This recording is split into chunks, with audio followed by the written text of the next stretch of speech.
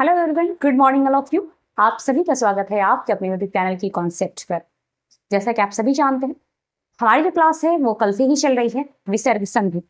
तो आइए देखते हैं विसर्ग संधि का अगला नियम। अब तक हमने विसर्ग संधि के 2 नियम पढ़ लिए हैं। अब जो है वो हम आगे देखेंगे। इसके कुल 7 नियम है। आज क्लास में विसर्ग संधि समाप्त हो जाएगा और आज के बाद आपको कभी भी विसर्ग संधि समझने में या कोई परेशानी नहीं आने वाली है और हम इसे केवल 5 से 10 सेकंड में ही समझेंगे। आइए चलते हैं अपने टॉपिक की तरफ। सबसे पहले है विसर्ग संधि। विसर्ग संधि का नियम नंबर 3 क्या कहता है? नियम नंबर 3 है विसर्ग संधि का। नियम नंबर 3 क्या कह रहा है कि अगर ई विसर्ग ऊ विसर्ग किसके साथ? तो विसर्ग ई यानी ई के साथ अगर विसर्ग लगा हो, ऊ के साथ अगर विसर्ग लगा हो, इन दोनों के साथ अगर जुड़ता क्या है तो क, ख, फ और फ। ये वर्ड याद रखिएगा, ये वर्ड इंपॉर्टेंट वर्ड है। ये वर्ड अगर जुट जाए किसके साथ? ये वर्ड अगर जुटता है यानी ये वर्ण अगर जुटता है किसके साथ? तो ई हलन, ई विसर्ग और ऊ विसर्ग के साथ। ई और ऊ विसर्ग के साथ किसके साथ? ई और ऊ विसर्ग के साथ। ई और ऊ विसर्ग के साथ ये कौन सी ई है? छोटी ई और छोटा ऊ। छोटी ई और छोटा ऊ यानी हर्ष ई और हर्ष ऊ। छोटा ई और छोटा ऊ है। इसमें अगर विसर्ग लगा है, ई और ऊ में विसर्ग लगा है और वो ई और ऊ जुट किससे रहा है?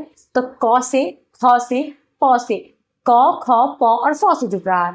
वो विसर्ग यानी ई के साथ या ऊ के साथ जो विसर्ग लगा है वो विसर्ग किससे जुड़ रहा है? तो या तो वो क से जुट रहा है, या वो ख से जुटेगा, या वो प से जुटेगा, या वो फ से जुटेगा। इनमें से किसी से भी जुटेगा। इन चारों वर्णों में से अगर किसी से भी जुटता है तो वो बनाएगा क्या? तो वो बनाएगा आधा आधा मूर्धन्य श। ये क्या है? श में हलंत लगा है। ये क्या बनाएगा? आधा मूर्धन्य श। बस इतना ही है। अगर ऐसा कुछ वर्ण आपको मिलता है, ऐसे कुछ शब्द आपको मिलते हैं कि जिसमें आधा श लगा हुआ है, आधा श लगा हुआ है और उसमें क्या है? या तो हर्ष ई की मात्रा होगी या हर्ष ऊ की मात्रा होगी, या तो हर्ष ई की मात्रा होगी या हर्ष ऊ की मात्रा होगी और उसमें लगा क्या है? तो आधा मूर्धन्य श लगा है। वैसे वर्ण को हम क्या कहेंगे? तो विसर्ग संधि कहेंगे, या वैसे शब्द को हम क्या कहेंगे? विसर्ग संधि कहेंगे। आइए देखते हैं क्या है। यहाँ देख लीजिए, यहाँ क्या है? तो यहाँ पर क्या है? हर्ष ई। क्या है ये? हर्ष ई है। क्यों हर्ष ई है? तो यहाँ पर कह रहा है आविश, आविश यानी वी में क्या लगा हुआ है? तो वी में क्या लगा है? तो व और हर्ष ई प्लस हर्ष ई। व में हर्ष ई लगा तो क्या बन गया? व में हर्ष ई लगा। अब इसे हम पूरा तोड़ेंगे तो क्या हो जाएगा? व हलंत प्लस और प्लस हर्ष ई, ये बना। तो व में हर्ष ई लग गया है। किस में लगा? नॉर्मल समझेंगे इसको। यहाँ व में क्या लगा है? हर्ष ई लग गया है। हर्ष ई लग गया व में। ये इधर की मात्रा है, हर्ष ई की मात्रा है। इसके साथ विसर्ग है। क्या है? विसर्ग है। और ये विसर्ग किसके साथ जुट रहा है? तो ये जुट रहा है कार के साथ। तब क्या बन जाएगा? विष कार। यहां से विसर्ग हटकर, क्या हटकर? विसर्ग हटकर ये क्या लग गया? तो ये लग गया मूर्धन्य श। और ये कैसा श? तो ये षटकोण वाला श है। और ये कितना लगा? तो आधा लगा, पूरा नहीं। बस इतना ही तो समझना है। किसमें? विसर्ग संधि में। विसर्ग संधि का नियम नंबर 3 इतना ही कहता है कि अगर कोई शब्द हमें ऐसा दिखता हो, अगर कोई शब्द ऐसा दिखता हो जिसमें हर्षिकार लगा हो या हर्ष ऊ लगा हो, यानी हर्ष ई या हर्ष ऊ, हर्षिकार या हर्ष ऊ लगा होगा और वो जुटा किससे होगा? तो वो जुटा हुआ है, उसके बीच में लगा क्या है? तो उसके बीच में आधा श लगा है। कौन सा स? तो षटकोण वाला स। और उसके बाद उस षटकोण वाले स के बाद ध्यान रखिएगा, या तो क होगा या ख होगा या प होगा या फ होगा। तो उसे हम सीधे कहेंगे विसर्ग संधि है। क्या है वो? विसर्ग संधि है। आइए यहाँ भी देखते हैं। यहाँ भी क्या है? हर्ष ऊ है। हर्ष ऊ के बाद क्या है? ये मूर्धन्य श है और ये किससे जुट गया? फ से जुट गया। विसर्ग संधि। ये क्या है? हर्ष ऊ है, हर्ष ऊ लगा है और ये क्या है? मूर्धन्य श है। ये फ से जुट गया है, फ से जुट गया। तो फ से जुटेगा तो मूर्धन्य श तो बनाएगा ही ना हर्ष ऊ। तो क्या हो जाएगा? ये विसर्ग संधि। यहाँ पे भी देखिए, ये हर्ष ई है और ये मूर्धन्य श है, मूर्धन्य स और ये किससे जुड़ा हुआ है? फ से। मतलब हर्ष ई यहाँ पे हलंत फ से जुट गया तो ये क्या बन जाएगा? आधा श लगेगा और ये बन जाएगा क्या? निष्फल। इसका विच्छेद भी मैं आपको बताती हूँ। उसके बाद ये हर्ष ऊ है, ये आधा शौ है, ये क है, ये आधा शौ और क, शौ और क, आधा सौ और प, आधा शौ और क, आधा शौ और क। लेकिन पहले आधा सौ से क्या पहले है, तो आधा सौ से पहले क्या लगा हुआ है, तो हर्ष ई लगा हुआ है या हर्ष ऊ लगा हुआ है। उस आधा शौ के बाद क्या लगा हुआ है, तो उस आधा शौ के बाद या तो क होगा या ख होगा या प होगा या फ होगा, तब वो कौन सी संधि कहलाएगी, तब वो विसर्ग संधि कहलाएगी। नियम नंबर 3 बस इतना ही है, कुछ नहीं है। आइए इसका विच्छेद भी देख लेते हैं संधि का। क्या है, आवी, आवी प्लस कार, तो क्या बन जाएगा, आविष्कार। यानी ये हट गया, विसर्ग हट गया, और विसर्ग हट करके क्या लग गया है, तो यहाँ पे क्या लग गया, आधा शौ लग गया। क्या लग गया, आधा शौ लग गया। तालाब इसको मूर्धन्य शौ कहेंगे या इसको षटकोण वाला शौ कहेंगे। यहाँ पर है अनु, क्या है, अनु, अनु, न में हर्ष ऊ है, कौन सी है, हर्ष ऊ है, और ये किससे जुड़ रहा है, कर्ता के साथ जुड़ रहा है। ये किसके साथ जुड़ रहा है, तो कर्ता के साथ जुड़ रहा है। तो विसर्ग हटकर क्या लग जाएगा, मूर्धन्य ष लगेगा, तो क्या बन जाएगा, अनुष्कर्ता। क्या बन जाएगा, अनुष्कर्ता। यहाँ पे है दुख, यानी दुह प्लस फल, क्या बन जाएगा, दुष्फल। यानी यहाँ से भी क्या होगा, तो यहाँ से भी विसर्ग हटेगा, और ये विसर्ग किस में बदल जाएगा, तो ये विसर्ग बदल जाएगा आधा शौ में। क्यों आधा शौ में बदलेगा, क्योंकि ये विसर्ग किसके साथ जुड़ रहा है, तो फ के साथ जुड़ रहा है। विसर्ग के साथ क्या है पहले से, तो विसर्ग के साथ हर्ष ऊ है, विसर्ग के साथ हर्ष ऊ है। उसके बाद देखते हैं निह, निह प्लस फल, तो क्या बन जाएगा, निष्फल। उसके बाद है निह प्लस कर्म, क्या हो जाएगा, निष्कर्म। उसके बाद है निह प्लस परिमाण, तो निष्परिमाण। उसके बाद क्या हो जाएगा, बही, बही प्लस कार, क्या हो जाएगा, बहिष्कार। ऐसे वर्ण ही समझने के लिए आप जुड़े हमसे, ने हमारे चैनल से जरूर जुड़े, क्योंकि आप देख रहे हैं कि नियम क्या है, नियम बहुत ही ईजी है। इस नियम में कुछ भी नहीं रखा हुआ है, हम आसानी से विसर्ग समझ सकते हैं, विसर्ग संधि समझ सकते हैं। फिर मैं एक बार आपको बता दें कि विसर्ग संधि कैसे समझेंगे।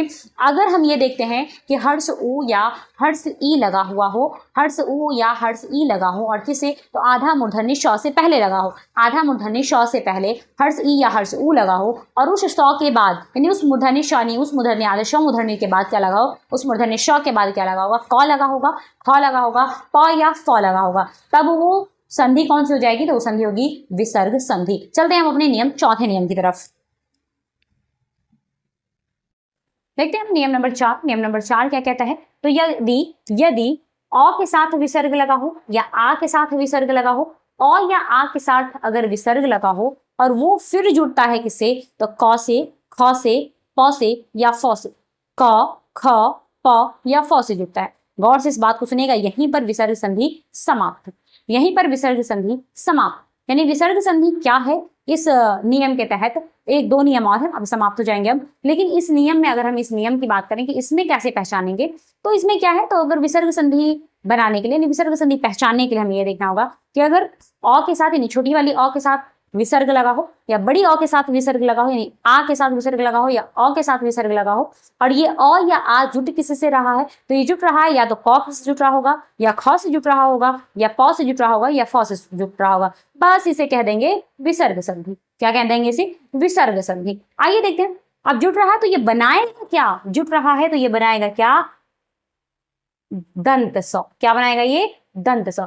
जैसे ही ये सब जुटने के बाद दंत सा बना, ये क्या हो जाएगा, ये हो जाएगा विसर्ग, विसर्ग संधि। बस इतना सा समझना है आपको, विसर्ग संधि। आइए देखते हैं, यहाँ पर क्या है, यहाँ पर आ है, यानी ये क्या लिखा हुआ है, ये लिखा हुआ है भास कर। यहाँ पे क्या है, आ है, यानी भ के साथ अ है, भ के साथ अ है, अ के बाद मात्रा है तो आ है, आ के साथ विसर्ग जुटेगा, विसर्ग जुटेगा प्लस क र जुटेगा, तभी ये बन जाएगा, ये भ भी है, मतलब भ हलंत होगा यहाँ। तो क्या होगा, यहाँ पे हम पूरा क्या लिख सकते हैं, ये भ हलंत में है, तो भ यानी भ, ये आकार ऐसे ही रह जाएगा, और ये हलंत है तो भा में हलंत होगा। यहाँ हम फिर से इसको देख लें, एकदम नियम, एकदम आसान नियम की तरीके से, मतलब भ आगे आकार लगा हुआ है, इसके आगे विसर्ग होगा, प्लस ये क्या हो जाएगा, कर हो जाएगा।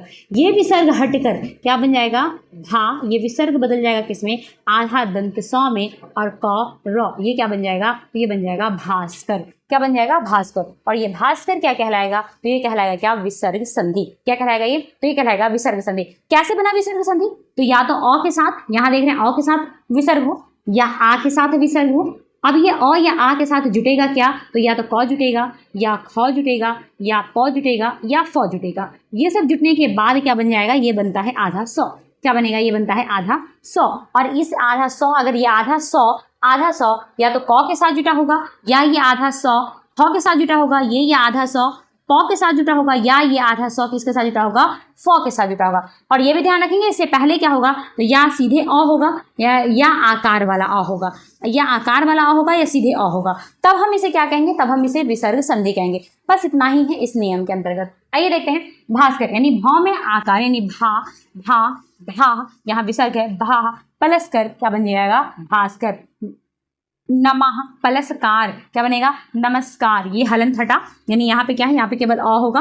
म के साथ आप जानते हैं कि अ जुटा होगा, म हलंत प्लस अ बराबर बनता है म।